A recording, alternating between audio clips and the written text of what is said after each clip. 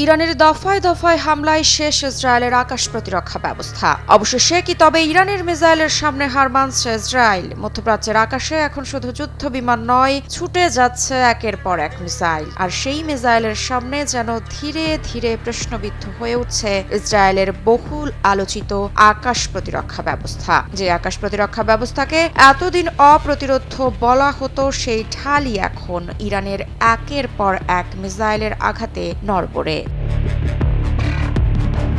ইসরায়েলের মধ্যাঞ্চল অবস্থান করার সাংবাদিক সামাহ ওয়াদেজ জানিয়েছেন, সাম্প্রতিক ইরানি হামলার পর পুরো মধ্য ইসরায়েল জুড়ে একের পর এক সাইরেন বেজে ওঠে। শুধু তাই নয়, লেবানন থেকে ছোড়া একটি মিসাইল সরাসরি আঘাত হানে উত্তর ইসরায়েলের একটি গাড়িতে। ওয়াদাদের মতে মাত্র ৩০ মিনিটের মধ্যে এটি ছিল তৃতীয় হামলা। যুদ্ধের শুরুর তুলনায় এখন হামলার গতি বেড়েছে আর আঘাত হচ্ছে আরও তীব্রভাবে, অর্থাৎ পরিস্থিতি নিয়ন্ত্রণে নয়, বরং আরও জটিল হয়ে উঠছে।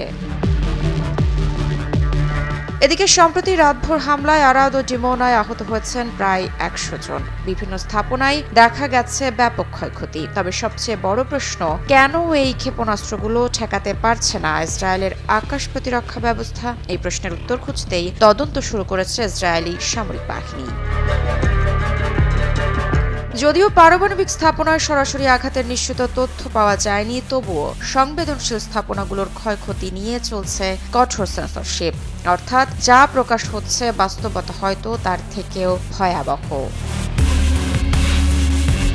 ইসরায়েলি সংবাদ মাধ্যমের তথ্য অনুযায়ী লেবানন থেকে ছোড়া একটি প্রজেক্টাইল উত্তরাঞ্চলের সিনেগাভ আম এলাকায় একটি গাড়িতে আঘাত হানে। অ্যাম্বুলেন্স সার্ভিসের পরিচালক এলি বিন নিশ্চিত করেছেন, গাড়ির ভেতরে আটকা পড়া এক ব্যক্তির মৃত্যু হয়েছে। টেলিগ্রামে প্রকাশিত ছবিতে দেখা গেছে দুটি গাড়ি দাউ দাউ করে চলছে। একই সময়ে লেবানন থেকে হিজবুল্লাহর একের পর এক হামলায় উত্তর ইসরায়েলের বিভিন্ন শহরে ক্ষয়ক্ষতি ও আহতের খবর পাওয়া যাচ্ছে।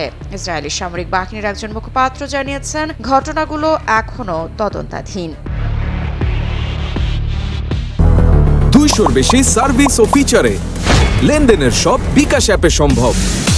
একদিকে ইরানের সরাসরি মিসাইল হামলা, অন্যদিকে হিজবুল্লাহর ধারাবাহিক আঘাত। দুই দিকের চাপে ইসরায়েলের সবচেয়ে বড় শক্তি তার আকাশ প্রতিরক্ষা ব্যবস্থায় এখন প্রশ্নের মুখে। মধ্যপ্রাচ্যের এই সংঘাত শুধু এখন সীমান্তের লড়াই নয়, এটি প্রযুক্তি, কৌশল আর শক্তির সরাসরি সংঘর্ষ।